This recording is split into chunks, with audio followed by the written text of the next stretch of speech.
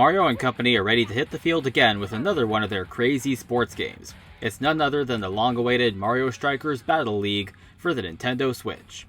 The third game in what has now become the Mario Strikers trilogy, Battle League continues the idea of soccer in the Mushroom Kingdom, with all the rule-breaking, fireballs, and shells that have now become the norm for Mario Strikers.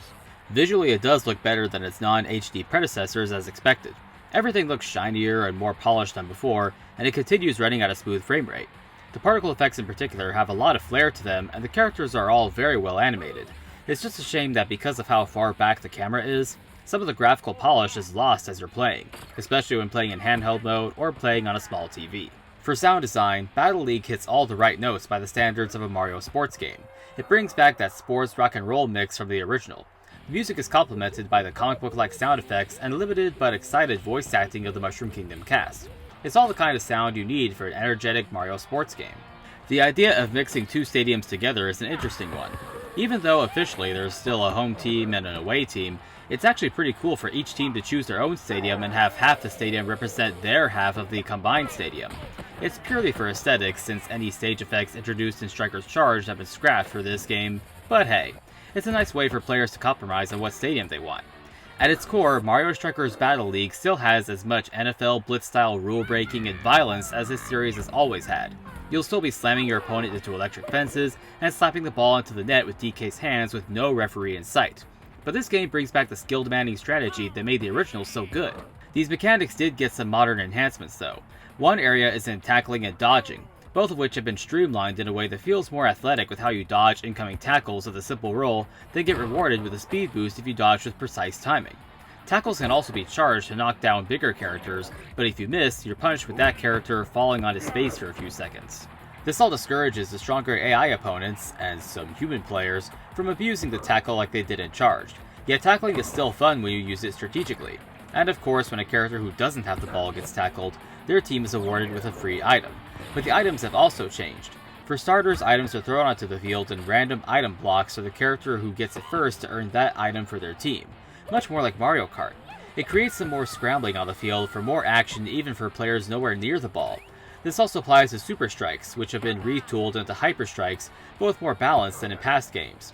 Any character besides the team captain can do a Hyper Strike, but you first have to get the Smash Ball, that's what I'm calling it, which readies your whole team for using a Hyper Strike. Then the player with the ball who decides to use a Hyper Strike has to charge their kick without getting tackled in the process. Every Hyper Strike triggers these fun animations that are worth 2 points if done successfully. But even if you've done all that, the goalie can stop it by mashing the A button if the ball isn't kicked so fast or aimed a certain way that it goes around the goalie. This much balance prevents either team from being overpowered. In that same vein, most of the passing and shooting is around less of a ping-pong charge mechanic like what the Wii game did, and more around perfect timing and taking aim. This encouraged me to do more of those bicycle kick combos that I liked using in the original game instead of endlessly passing around the ball to charge it up before shooting.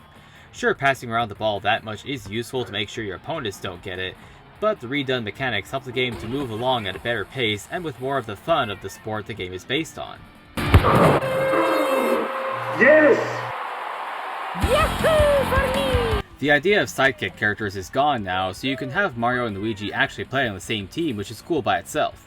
In place of the sidekick concepts is a greater emphasis on character stats. They matter so much that smaller, weaker characters like Toad won't be able to knock down bigger, stronger characters like Bowser. But you can change this by equipping each character with a set of gear. Gear can be purchased with in-game currency earned simply by playing, and each piece can improve speed, strength, technique, passing, and shooting. This further balances the tackle aspects among others, but gear itself is balanced because each piece you equip to improve one stat will also weaken another.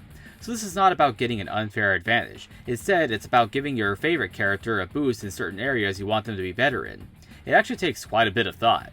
Much like the first two games, Battle League is at its best as a multiplayer game. With this in mind, you can have 8 players play on one Switch, which is just as impressive here as it is in the latest Super Smash Bros. Game. You can also play with 8 different Switches in local wireless or online with friends or strangers. Online gets very competitive, but thankfully I experienced no lag while I played for this review. Just remember you can only take one additional player on your same Switch if you're looking for an online match, not a 4-person local team. There's another addition to online play called the Strikers Club, where you can make your own online team or join one that's already made and play against other clubs during the club seasons. If you start your own club, you can customize your home field, your character's gear, your jerseys, and visual details about your home field. You can even have practice matches with your club members during off-season provided they're online. While I liked all this customization, I don't like how you can only play against other clubs when a new season starts.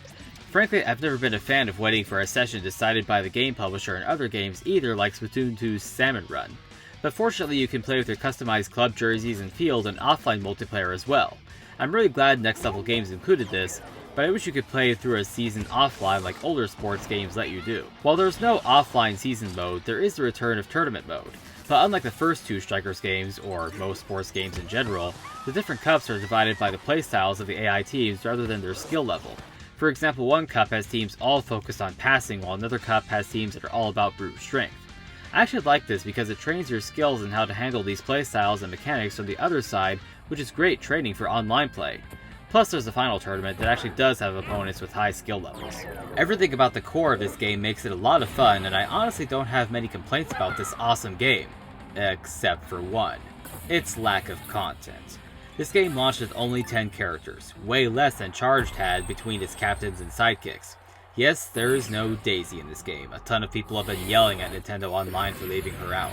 But it's not just that there's no Daisy. Charged had a bunch of stadiums and characters even before unlocking everything, whereas Battle League has 5 stadiums. What the hell were you thinking? Battle League is seriously missing out by not including old stadiums in the first 2 games and leaving out other fan-favorite characters. I'm talking about Dry Bones, Shy Guy, Birdo, Bowser Jr., Hammer Bro. Them plus Daisy is already 7 more characters that could give the game more variety. Right now it feels like a Power Rangers Battle for the Grid situation. The mechanics are great, but now we have to wait for free updates and DLC to give us more characters and stages that should have been included from the start.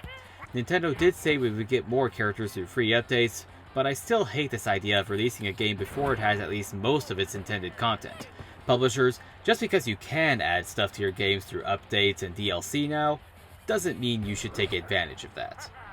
I do think this game is worth purchasing even at its full retail price, but I'd also say you should buy this with cautious optimism that Nintendo will keep their promise and add more content through free updates, because this game does have all the base mechanics to make it the best game in the trilogy. It just needs more stuff, preferably for free. And that's my review of Mario Strikers Battle League for the Nintendo Switch. If you're new here, please subscribe for more. I'm just under 1,500 subs away from hitting 25,000. And to help me produce more videos like this, please support my Patreon page. Special thanks to my current patrons here. Becoming a patron gets your name in the credits and access to my flagship videos a full day early. Also check out my previous reviews of Super Mario Strikers for the GameCube and Mario Strikers Charged for the Wii. See you all next time!